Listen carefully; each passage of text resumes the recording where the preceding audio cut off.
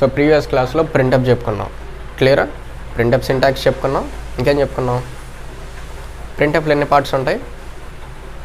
3 4 2 just 2 parts ఉంటాయి. ఏమేమి ఉంటాయి ఒకసారి చెప్పగలుగుతారా? చూద్దాం ఎంతవరకు గుర్తుందో. ప్రింటప్ ఏమేమి ఉంటాయి ప్రింటప్లో? Very good. Format string, format string, double quotations close and then comma, argument list. ఓకేనా? Yes, very good. Argument list అనేది సో ప్రింటఫ్లో ఆర్గ్యుమెంట్ లిస్ట్ ఆప్షనల్. ఇది చాలా ఇంపార్టెంట్ పాయింట్. ఓకేనా? ఆర్గ్యుమెంట్ లిస్ట్లో మనం ఏమేమి మెన్షన్ చేయొచ్చు? 2 పాసిబిలిటీస్ ఉన్నాయి. ఒకటి కాన్స్టెంట్ వాల్యూ. ఓకేనా? సో ప్రింటఫ్ ఆర్గ్యుమెంట్ లిస్ట్లో మనం కాన్స్టెంట్ వాల్యూని ఇవ్వచ్చు లేదా వేరియబుల్ నేమ్ ఇవ్వచ్చు.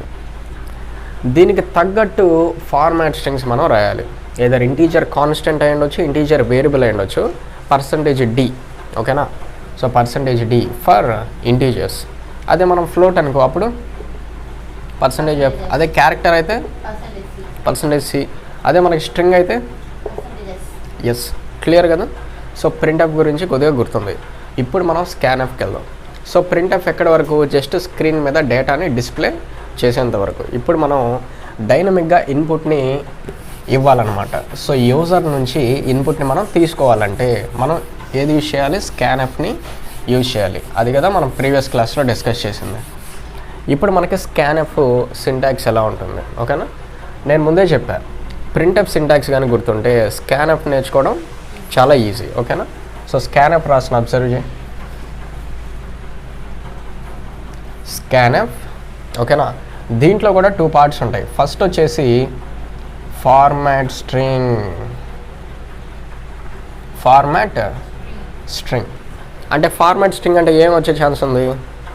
%d రావచ్చు, %c రావచ్చు, %s రావచ్చు, %f రావచ్చు. ఓకేనా? నెక్స్ట్ రైట్ సైడ్ వచ్చేసి ఆర్గ్యుమెంట్ లిస్ట్. ఓకేనా? ప్రింటఫ్కి ఏదైతే సింటాక్స్ ఉందో సేమ్ స్కాన్ఎఫ్కి కూడా ఉంది. కాకపోతే రెండింటికి డిఫరెన్స్ ఏంటి? ప్రింటఫ్ అంటే స్క్రీన్ మీద డేటాని డిస్ప్లే చేయడానికి, స్కాన్ఎఫ్ ఏంటంటే స్క్రీన్ నుంచి ఇన్పుట్ తీసుకోవడానికి. ఓకేనా? అయితే ప్రింటఫ్లో మనకి ఆర్గ్యుమెంట్ లిస్ట్ ఆప్షనలా కంపల్సరీయా? కానీ స్కాన్ఎఫ్లో argument list compulsory. Minimum 1 argument రాయాలి. మినిమం 1 ఆర్గ్యుమెంట్ రాయాలి. మ్యాక్సిమం ఏంటంటే మన ఇష్టం. కానీ మినిమం అయితే 1 ఆర్గ్యుమెంట్. అది కూడా ఏంటంటే వేరియబుల్ మాత్రమే. Before that and symbol use చేయాలి. ప్రతి ఆర్గ్యుమెంట్కి బిఫోర్ ఏ సింబల్ యూజ్ చేయాలి? అండ్ సింబల్ యూజ్ చేయాలి. ఎందుకు యూజ్ చేయాలో నేను చెప్తాను. అయితే ఇక్కడ ARG1 అని రాశా. ARG1 మినిమం ఎన్ని ఆర్గ్యుమెంట్స్ ఉండాలని చెప్పాను? 1. మ్యాక్సిమం ఎన్ని వచ్చండి? మన అవసరాన్ని బట్టి ఎన్నైనా రాయొచ్చు. అయితే ఎలా రాయాలి? కామా సెకండ్ ఆర్గ్యుమెంట్ రాయాలంటే అగైన్ మళ్ళీ మనం and ARG2 comma dot dot dot comma ARGN. Syntax అర్థమైనట్టేనా? ఫంక్షన్ నేమ్ వచ్చేసి స్కాన్ఎఫ్, లెఫ్ట్ సైడ్ వచ్చేసి ఫార్మాట్ స్ట్రింగ్, రైట్ సైడ్ వచ్చేసి ఆర్గ్యుమెంట్ లిస్ట్ ఆప్షనలా కంపల్సరీయా? Compulsory. Minimum 1 argument. Minimum 1 argument ఉండాలి. మ్యాక్సిమం మన అవసరాన్ని బట్టి ఎన్నన్నా రాయొచ్చు. ఈచ్ ఆర్గ్యుమెంట్కి బిఫోర్ ఏ సింబల్ ఉండాలి? అండ్ సింబల్ ఉండాలి. ఓకేనా? అయితే ఇక్కడ ఆర్గ్యుమెంట్స్ మొత్తం వేరియబుల్స్ అయి ఉండాలి. కంపల్సరీ వేరియబుల్స్ మాత్రమే ఉండాలి. ఆర్గ్యుమెంట్స్ మొత్తం variables only. Variables only, not constants. Variables ఎందుకని? ఎందుకంటే స్కాన్ఎఫ్ ఎందుకోసం? మనకి ఇన్పుట్ కోసమా కాదా? స్కాన్ఎఫ్ ఫస్ట్ పర్పస్ ఏంటి మనకి? ఇన్పుట్. అంటే యూజర్ వాల్యూస్ ఇస్తాడు. యూజర్ వాల్యూస్ ఇచ్చినప్పుడు మనం స్టోర్ చేయాలా పర్లేదా? యూజర్ వాల్యూ ఇచ్చినప్పుడు మనం స్టోర్ చేయాలంటే ఈ ఆర్గ్యుమెంట్స్ అన్నీ వేరియబుల్సే అయి ఉండాలి. లేదంటే యూజర్ ఇచ్చే వాల్యూ మనం ఎక్కడ స్టోర్ చేస్తాం? అంతే కదా? యూజర్ ఒకవేళ 2 వాల్యూస్ ఇచ్చాడు, స్కాన్ఎఫ్లో ఎన్ని ఆర్గ్యుమెంట్స్ రాస్తాం? 2 ఆర్గ్యుమెంట్ రాస్తాం. అదే యూజర్ ఒక 10 వాల్యూస్ ఇచ్చాడు, అప్పుడు స్కాన్ఎఫ్లో 10 ఆర్గ్యుమెంట్స్ వేరియబుల్స్ అయి ఉంటాయి. యూజర్ ఇచ్చే ఒక్కొక్క వేరియబుల్లో మనకి స్టోర్ అవుతాయి. క్లియర్ కదా? ఒకవేళ స్కాన్ఎఫ్లో మనం ఈ ఆర్గ్యుమెంట్ లిస్ట్లో ఇంటీజర్ వేరియబుల్ ఇచ్చాం. ఇంటీజర్ వేరియబుల్ ఇస్తే అప్పుడు ఈ ఫార్మాట్ ఏం రాయాలి మనం, ఇంటీజర్ వేరియబుల్ కానీ ఇస్తే మనం ఇక్కడ ఏం రాస్తాం, %d కానీ %i కానీ రాస్తాం. అదే స్కాన్ఎఫ్లో మనం ఇంటీజర్ వేరియబుల్ కాకుండా క్యారెక్టర్ వేరియబుల్ రాస్తాం. అంటే క్యారెక్టర్ వేరియబుల్ రీడ్ చేయాలి. ఒకవేళ క్యారెక్టర్ వేరియబుల్ రాసినప్పుడు ఇక్కడ ఫార్మాట్ ఏది యూజ్ చేస్తాం, %c. అదే ఒకవేళ ఫ్లోట్ వేరియబుల్ రాసాం,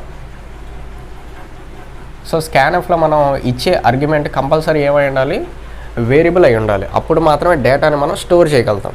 సో ఫ్లోట్ వేరియబుల్ ఇచ్చినప్పుడు అదే మనం డబుల్ వేరియబుల్ అయితే LF. క్లియర్ కదా. అయితే మనం స్కాన్ఎఫ్ యూజ్ చేసి at a time single variable అయినా రీడ్ చేయొచ్చు, మల్టిపుల్ వేరియబుల్స్ అయినా రీడ్ చేయొచ్చు. ఓకేనా. So we can read any number of values using single scanf. Clear కదా. అంటే మనం ఇప్పుడు ఒక 2 నెంబర్స్ రీడ్ చేయాలి. 2 నెంబర్స్ రీడ్ చేయడానికి ఒక స్కాన్ఎఫ్ రాస్తాం. 2 రీడ్ చేయొచ్చు ఎట్ ఏ టైం. లేదా ఒక నెంబర్ ఒక స్కాన్ఎఫ్లో రీడ్ చేస్తాం, ఇంకొక నెంబరు. సో మనం స్కాన్ఎఫ్ యూజ్ చేసి ఎట్ ఏ టైం అంటే ఒక్క స్కాన్ఎఫ్ యూజ్ చేసి మనం సింగిల్ ఆర్గ్యుమెంట్ అయినా ఇన్పుట్ తీసుకోవచ్చు. లేదు మనం ఎన్ని వాల్యూస్ కావాలంటే అన్ని వాల్యూస్ని సింగిల్ స్కాన్ఎఫ్లో రీడ్ చేయొచ్చు. కానీ బెస్ట్ అండ్ మంచి పద్ధతి ఏంటంటే ఒక్కొక్క ఆర్గ్యుమెంట్ని ఒక్కొక్క స్కాన్ఎఫ్ యూజ్ చేసి రీడ్ చేయాలి. క్లియర్. ఎందుకంటే ఇప్పుడు మనం ఏటీఎంకే వెళ్తాం.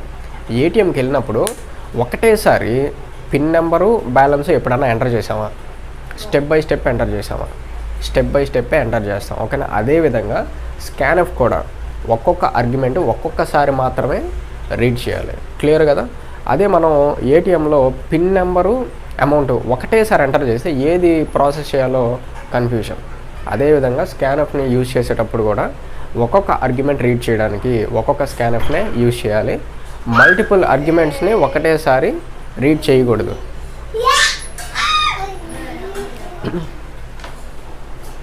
సో మొత్తానికి స్కాన్ఎఫ్ యూజ్ చేయాలంటే కంపల్సరీ మనకేం కావాలి, క్లియర్గా అర్థమైపోతుంది. వేరియబుల్స్ మనకి కంపల్సరీ. ఓకేనా. ఒకసారి మనం ఒక నెంబర్ ఎలా రీడ్ చేయాలో చూద్దాం. అయితే ఇప్పుడు నా టార్గెట్ ఏంటంటే 2 ఇంటీజర్ వాల్యూస్ని రీడ్ చేసి అడిషన్ డిస్ప్లే చేయాలి. ఓకేనా. జస్ట్ మన టార్గెట్ 2 నెంబర్లు రీడ్ చేసి అడిషన్ డిస్ప్లే చేయడం. ఓకేనా. ఇది ఆల్రెడీ ప్రింట్ఎఫ్లో చేసాము. ఇప్పుడు ఏంటంటే యూజర్ నుంచి ఇన్పుట్ తీసుకొని చేయబోతున్నాం. ఓకేనా. వాయిడ్ మెయిన్ ఫంక్షన్ రాస్తున్నాం. మెయిన్ ఫంక్షన్ లేకపోతే సి ప్రోగ్రామ్ కంపైల్ కాదు, ఎగ్జిక్యూటివ్ కాదు. స్కాన్ఎఫ్ యూజ్ చేయాలంటే కంపల్సరీ ఏం కావాలంటున్నాం, ఆర్గ్యుమెంట్స్, వేరియబుల్స్ మాత్రమే కావాలి. సో వేరియబుల్స్ నేను ఒక 2 క్రియేట్ చేస్తున్నాను. ఇంట్ నంబర్ 1 వాల్యూ ఇవ్వకూడదు, ఎందుకంటే స్కానింగ్లో వాల్యూ ఇస్తాం. ఓకేనా. ఇంకొకటి కావాలి, 2 నెంబర్స్ కదా. ఇంట్ నంబర్ 2. క్లియర్. అయితే ఇన్పుట్ ఇచ్చే ముందుగా ఒక మెసేజ్ డిస్ప్లే అవ్వాలి. ఇన్పుట్ ఇచ్చే ముందుగా ఒక మెసేజ్ డిస్ప్లే అవ్వాలి.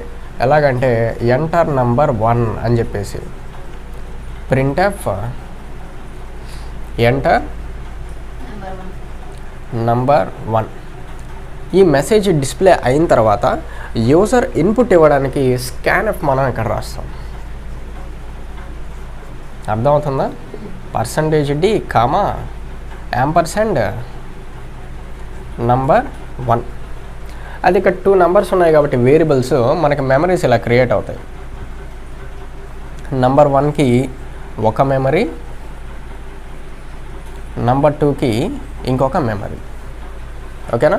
ఈ రెండిట్లకి అడ్రస్లు ఉంటాయి. ఫర్ ఎగ్జాంపుల్ దీనికి 222 అనుకుంటే దీనికి వచ్చేసి 22 ఒక 4 అనుకుందాం. ఓకే. అయితే ఇక్కడ నంబర్ 1 అనేది వేరియబుల్. దీనికి బిఫోర్ అండ్ అని ఉంది కదా, ఇది ఏం చేస్తుంది అంటే అడ్రస్ని ఇండికేట్ చేస్తుంది. ఈ అండ్ సింబల్ కానీ రాకపోతే వాల్యూ కరెక్ట్గా ఈ లొకేషన్లో మనకి స్టోర్ అవ్వదు. ఓకేనా. అవుట్పుట్ కూడా ప్రాపర్గా రాదు. బై డిఫాల్ట్గా వేరియబుల్స్ గార్బేజ్ వాల్యూస్ కలిగి ఉంటాయి. ఏ వాల్యూస్? Garbage values. ఈ యాంపర్సెండ్ కానీ వేరియబుల్ బిఫోర్ ఇవ్వకపోతే మనం ఇచ్చిన ఇన్పుట్ ఈ అడ్రస్లో స్టోర్ కాదు, లాస్ట్ వరకు ఏముంటాయి? గార్బేజ్ వాల్యూసే ఉండిపోతాయి. అవి అడిషన్ అవుతాయి. మనం ఇచ్చిన నెంబర్స్ దాంట్లో స్టోరు కావు. సో మనం ఇచ్చిన వాల్యూ కరెక్ట్గా స్టోర్ అవ్వాలంటే కంపల్సరీ ఏ సింబల్ మెన్షన్ చేయాలి? అండ్ సింబల్ మెన్షన్ చేయాలి. క్లియర్? అగైన్ నెంబర్ 2 రీడ్ చేయాలి. ప్రింట్ఎఫ్ ఇంకొక మెసేజ్ ఎంటర్ నంబర్ 2. ఎలా రాయాలా? Scanf %d comma ampersand number 2. So end కానీ రాలేదంటే కరెక్ట్గా నెంబర్ 2 అడ్రస్లో వాల్యూ స్టోర్ కాదు. రీడింగ్ అంతా అయిపోయింది. ఇప్పుడు మనం అడిషన్ డిస్ప్లే చేసేయచ్చు హ్యాపీగా. Printf some is equal to %d comma number 1 plus number 2. ఓకేనా? నెక్స్ట్ వచ్చేసి మెయిన్ ఫంక్షన్ క్లోజ్. అయితే ఈ ప్రోగ్రామ్ని కానీ రన్ చేస్తే ఫస్ట్ మనకి ఏం జరుగుతుందంటే ఈ ప్రింట్ఎఫ్ ఎగ్జిక్యూట్ అవుతుంది. మనల్ని ఒక నంబర్ ఎంటర్ చేయమని అడుగుతుంది. అవుట్పుట్ ఎలా వస్తుందంటే ఎంటర్ నంబర్ 1 అని వచ్చేసి నెక్స్ట్ ఈ స్కాన్ఎఫ్ ఎగ్జిక్యూట్ అవుతుంది. అంటే కర్సరు ఇక్కడ వెయిటింగ్లో ఉంటుంది, బ్లింక్ అవుతూ ఉంటుంది. ఎప్పటి వరకు అంటే మనం ఒక నంబర్ ఇచ్చి ఎంటర్ బటన్ క్లిక్ చేసేంత వరకు.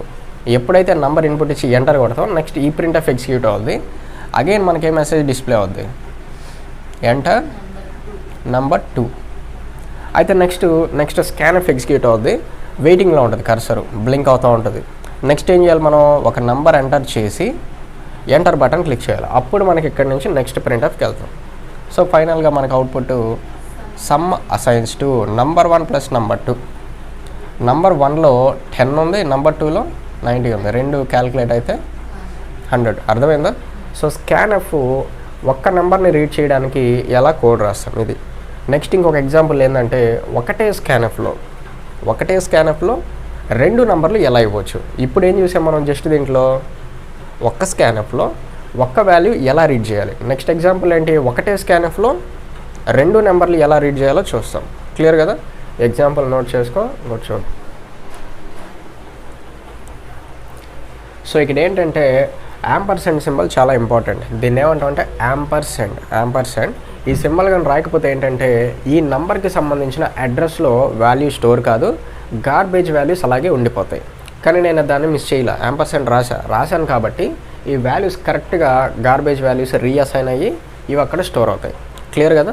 ఇప్పుడు ఏంటంటే సింగిల్ స్కాన్ఎఫ్ యూజ్ చేసి 2 వాల్యూస్ ఎలా రీడ్ చేస్తాం అది రాద్దాం. సో వచ్చేసి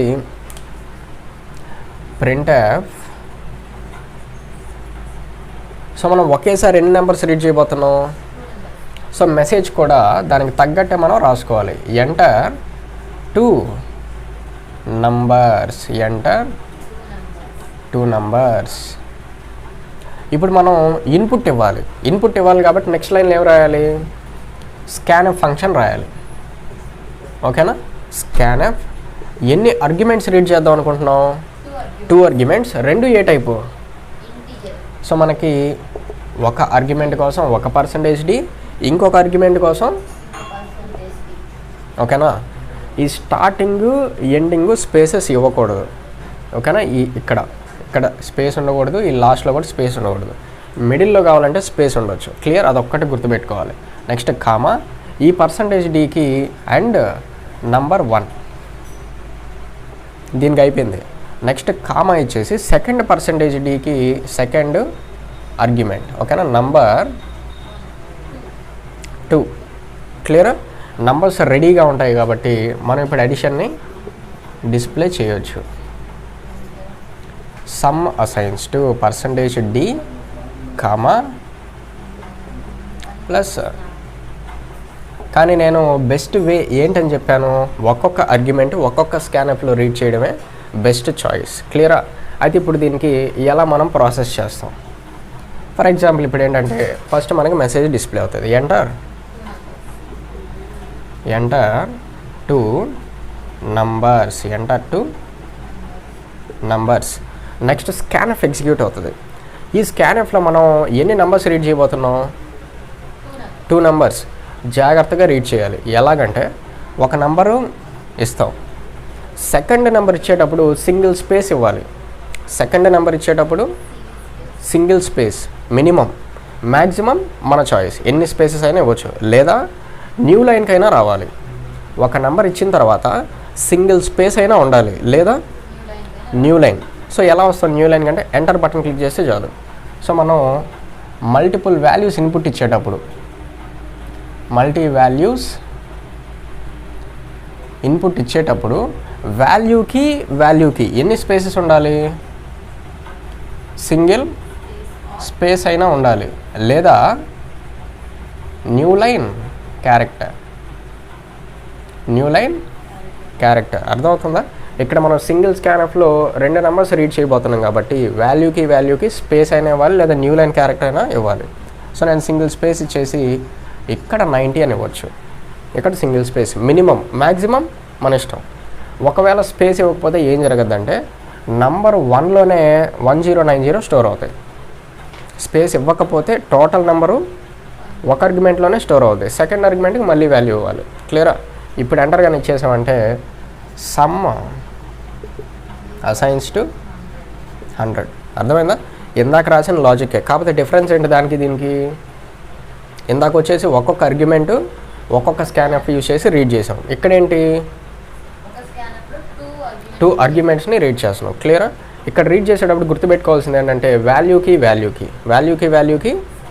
మినిమం సింగిల్ స్పేస్, లేదా వాల్యూకి ఒక న్యూ లైన్ క్యారెక్టర్ అయినా ఇవ్వాలి. అంటే ఎంటర్ బటన్ క్లిక్ చేస్తే దాన్నే మనం న్యూ లైన్ క్యారెక్టర్ అంటాం. దీన్ని రన్ చేసినా వచ్చే అవుట్పుట్ ఇదే. క్లియర్ కదా? కానీ బెస్ట్ చాయిస్ ఏంటంటే ఒక్కొక్క ఆర్గ్యుమెంట్ని ఒక్కొక్క స్కాన్ఎఫ్ యూజ్ చేసి రీడ్ చేయడమే బెస్ట్ చాయిస్. క్లియరా? ఇది కూడా నోట్ చేసుకో, జస్ట్ ఐడియా కోసం. ఓకేనా? నెక్స్ట్ వచ్చేసి మనం ఏ ఎగ్జాంపుల్ చూడాలంటే 3 నెంబర్స్ రీడ్ చేయాలి. ఎన్ని నెంబర్స్? 3 నెంబర్స్ రీడ్ చేసి వాటి టోటల్ డిస్ప్లే చేయాలి, ప్లస్ యావరేజ్ డిస్ప్లే చేయాలి. ఓకేనా? 3 నెంబర్స్ రీడ్ చేయాలి, ప్లస్ డిస్ప్లే చేయాలి. క్లియరా? అవన్నీ ఎలా చేద్దాం చూద్దాం. సో వాల్యూస్ ఎలా రీడ్ చేయాలో అర్థమైనట్టేనా? ఒక్కొక్క ఆర్గ్యుమెంట్ రీడ్ చేయడానికి ఒక్కొక్క స్కాన్ఎఫ్ రాయడమే బెస్ట్ చాయిస్. ఓకేనా? ఇప్పుడు మనం అదే ఫాలో అవుతాం. ఓకేనా? సో ఎలా స్టార్ట్ చేయాలి C program? Very good. Hash include stdio.h. Next మనం మర్చిపోకుండా రాయాల్సిన function void keyword and main function. మనం ఎన్ని నెంబర్స్ రీడ్ చేద్దాం అనుకుంటున్నాం? 3 నెంబర్స్. మనకి ఎన్ని వేరియబుల్స్ కావాలి? 3 వేరియబుల్స్. సో ఇంట్ subject1, subject2, subject3 వేరియబుల్స్ని క్రియేట్ చేసాం. అంటే మెమరీ లొకేషన్స్ ఎన్ని వస్తాయి మనకి టోటల్గా? 3 memory locations. For each variable 1 location. ఓకేనా? ఇది subject1 లొకేషన్, subject2 లొకేషన్. ప్రతి వేరియబుల్కి స్పేస్ వస్తుంది అనమాట. ఇవన్నీ ఎలా వస్తాయి ఏంటనేది వేరియబుల్స్ కాన్సెప్ట్లో చెప్తా. ఓకేనా? అయితే యాజ్ ఆఫ్ నౌ ఏంటంటే ఈచ్ వేరియబుల్కి ఒక మెమరీ లొకేషన్ ఉంటుంది అని మాత్రమే గుర్తుపెట్టుకోవాలి. ఓకేనా? నెక్స్ట్ మెసేజెస్ రాద్దాం. ప్రింట్ ప్లస్ ఏంటంటే మనం క్యాల్కులేట్ చేయాలి. టోటల్ ఒకటి, యావరేజ్ ఒకటి. ఓకేనా? టోటల్ కోసం ఒక వేరియబుల్ ఇంట్ టోటల్. సో నెక్స్ట్ ఇక్కడ టోటల్కి ఒక మెమరీ లొకేషన్, నెక్స్ట్ యావరేజ్ కూడా క్యాలిక్యులేట్ చేయాలి. అంతేనా కదా? యావరేజ్ అంటే ఏంటంటే ఫ్లోట్, ఎందుకంటే పాయింట్స్లో వస్తుంది యావరేజ్ మనకి. ఇక్కడ దీని పేరు వచ్చేసి నేను ఏవిజీ అని చెప్పేసి రాశాను. ఓకేనా? నెక్స్ట్ ఏం జరుగుతుంది? ఏవిజీకి ఒక మెమరీ లొకేషన్. సో ప్రోగ్రాంలో మనం ఎన్ని వేరియబుల్స్ తీసుకుంటే ప్రతి వేరియబుల్కి ఒక లొకేషనే వస్తుంది. ఒక్కొక్క వేరియబుల్కి ఒక లొకేషన్ మాత్రమే వస్తుంది. క్లియరా? ఇప్పుడు మనం మెసేజెస్ రాయాలి. చెప్పు, ఫస్ట్ ఏది రీడ్ చేయాలా? subject1 enter subject1 marks semicolon. Next ఏం చేయాలి? స్కాన్ చేయాలి. scanf %d యాంపర్సెండ్ వేరియబుల్ ఏంటి? subject1. Next same process. ఇదే సిస్టంలో అయితే రాస్తామా, టైప్ చేయం, కాపీ చేసి పేస్ట్ చేస్తాం. ఓకేనా, ఈ 2 లైన్స్ రాస్తాం. కానీ మంచి పద్ధతి ఏంటంటే అలవాటు అయ్యేదాకా టైప్ చేయడమే మంచి పద్ధతి. ఎందుకంటే మిస్టేక్స్ వచ్చినా కూడా చూసుకోవడానికి. Ampersand and subject 2 clear. Next last one, printf enter subject 3 marks. scanf %d ampersand sub3. Marks అన్నీ మన దగ్గర రెడీగా ఉన్నాయి లేదా? ఇప్పుడు మనం టోటల్ క్యాలిక్యులేట్ చేయాలి, యావరేజ్ క్యాలిక్యులేట్ చేయాలి. ఫర్ సపోజ్ మనం నెంబర్ సంథింగ్ ఇచ్చేసి ఉంటాం. టోటల్ అసైన్స్ టు వేరియబుల్ ఇదే కదా మనకి. సో టోటల్ అసైన్స్ టు ఇవన్నీ ప్లస్ చేస్తాం. Subject 1 plus subject 2 plus subject 3. Total అంతా మనకి ఈ వేరియబుల్లో స్టోర్ అవుతుంది. ఇప్పుడు మనం యావరేజ్ కూడా క్యాలిక్యులేట్ చేయొచ్చు. AVG assigns to total divided by number of subjects. ఎన్ని నెంబర్ ఆఫ్ సబ్జెక్ట్స్ ఉన్నాయి? 3. అయితే మనకి యావరేజ్ అంటే ఏ టైప్ ఆఫ్ వేరియబుల్ ఇది? అంటే డెసిమల్స్ రావాలి. డెసిమల్స్ రావాలంటే ఈ రెండిట్లో ఒకటి డెసిమల్ వాల్యూ అయి ఉండాలి. ఇది ఏమైనా డెసిమల్ వాల్యూవా టోటల్ అంటే? కనీసం ఇదైనా డెసిమల్ వాల్యూ ఉంటే రిజల్ట్ మనకి డెసిమల్గా వచ్చే ఛాన్స్ ఉంది. అందుకని చెప్పేసి దీన్ని డెసిమల్ చేద్దాం. ఓకేనా, 3.0 అనిస్తే క్యాలిక్యులేట్ అయ్యి యావరేజ్లో మనకి డెసిమల్ వాల్యూ స్టోర్ అవుతుంది. ఇప్పుడు టోటల్ డిస్ప్లే చేస్తాం, యావరేజ్ని డిస్ప్లే చేస్తాం. ఈ రెండు జస్ట్ క్యాలిక్యులేషన్ పార్ట్. ఓకేనా. సో నెక్స్ట్ ప్రింట్ చేయాలంటే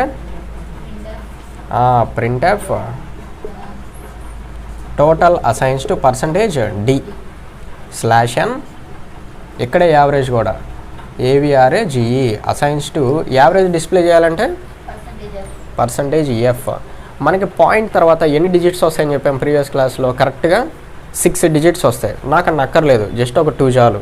అందుకని చెప్పేసి పర్సంటేజ్ తర్వాత .2 అని రాసి అప్పుడు f అని రాస్తాం. పర్సంటేజ్కి ఎఫ్కి మిడిల్లో .2 అనే మెన్షన్ చేస్తే ఆ 6 డిజిట్స్ బదులుగా జస్ట్ ఒక 2 మాత్రమే డిస్ప్లే అవుతాయి. Double quotations close comma. ఇక్కడ ఫస్ట్ %d ఉంది, దీనికి మనం వేరియబుల్ టోటల్ పాస్ చేస్తాం, TOTAL కామా. నెక్స్ట్ ఇంకెక్కడ ఉంది %f, దీనికి వచ్చేసి AVG. ఓకేనా. నెక్స్ట్ వచ్చేసి ఫైనల్గా మెయిన్ ఫంక్షన్ క్లోజ్. అర్థమైనట్టేనా? ఇక్కడ నుంచి ఇక్కడ దాకా మొత్తం ఇన్పుట్ పర్పస్, ఇది వచ్చేసి అవుట్పుట్ పర్పస్. ఓకేనా. క్యాలిక్యులేషన్ జరుగుతుంది, లాస్ట్లో అవుట్పుట్ మనకి డిస్ప్లే అవుతుంది. అయితే ఇది ఎలా వస్తుంది? ఫస్ట్ ఆఫ్ ఆల్ మనకి ఈ మెసేజ్ డిస్ప్లే అవుతుంది.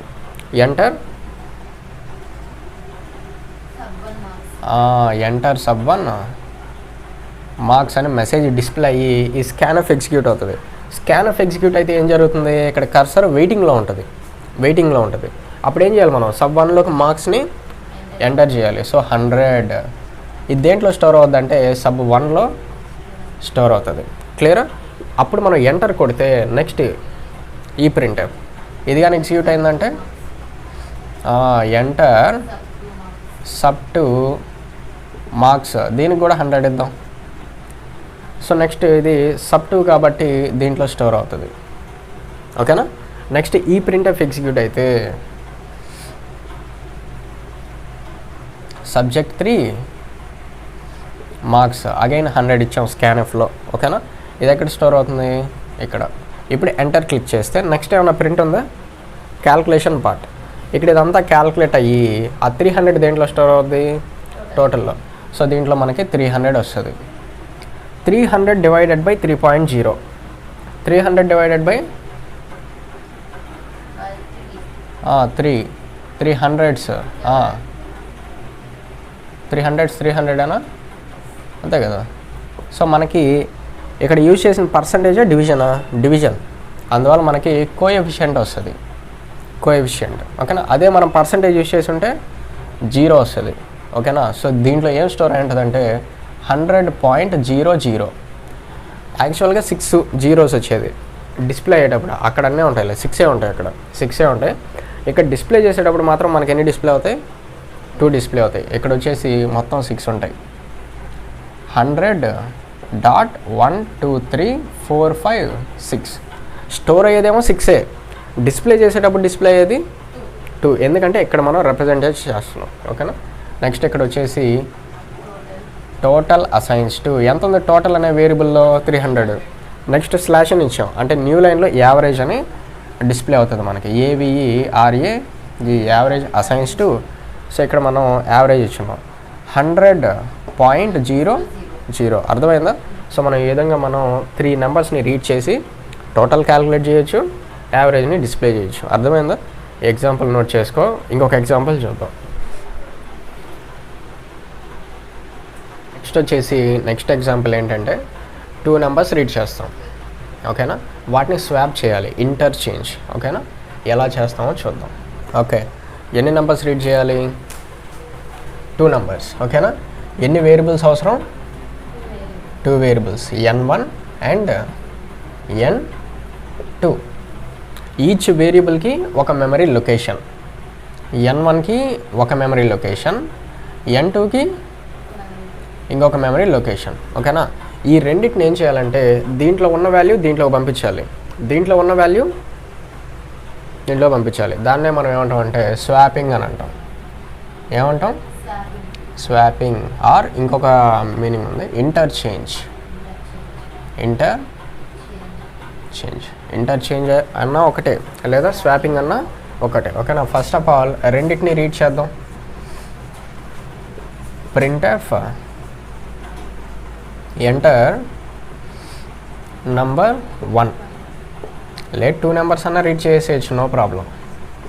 కానీ ఇప్పటి నుంచి అలవాటు చేసుకోవాలి ఒక్కొక్కటి రీడ్ చేయడం. Ampersand n1 so variable n1 కదా మనకి. నెక్స్ట్ వచ్చేసి next message printf enter number 2 very good.